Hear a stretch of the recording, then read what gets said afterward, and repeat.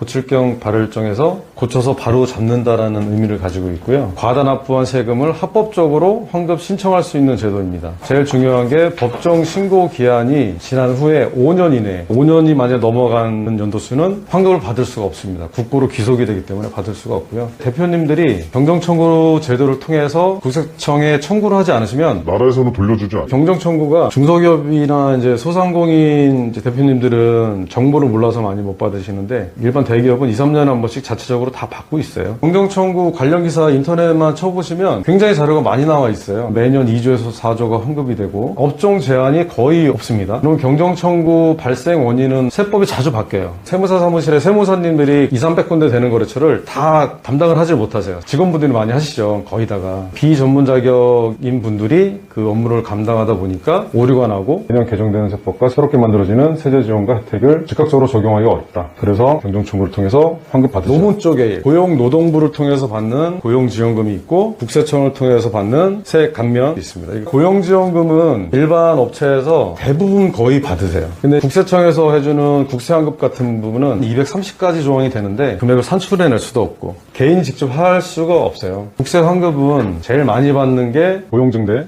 투자증대, 공장이전 창업, 연구 R&D 개발비, 4대 보험, 사회보험료 이런 부분에서 가장 많이 지원을 받게 되고요. 관련 예시를 보면은 고용인력 증가 시에 700에서 1100만 원, 지역에 따라서 수도권이냐, 수도권 외 지역이냐, 청년이냐, 청년 외 상시 인원이냐에 따라서 금액이 조금씩 차등돼서 지원을 받게 됩니다. 가장 많이 받는 세액공제나 세액 감면인 고용증대랑 사회보험료, 중소기업 특별세액 감면, 청년창업 이렇게가 제일 많이 받아요. 가장 금액이 크고 많이 받는 항목입니다. 개인은 개인공인증서, 법인은 법인공인증서, 그리고 세무조사를 받은 업체는 세무조사를 몇 년도에 받았는지 세무조사를 받으셨습니까? 그 수정신고분 자료가 필요하기 때문에 이 부분들을 좀 체크를 해주셔야 되고요. 소비성 서비스업, 유흥이나 일반 숙박업종, 여관, 호텔 이런 데는 일단은 제외가 됩니다.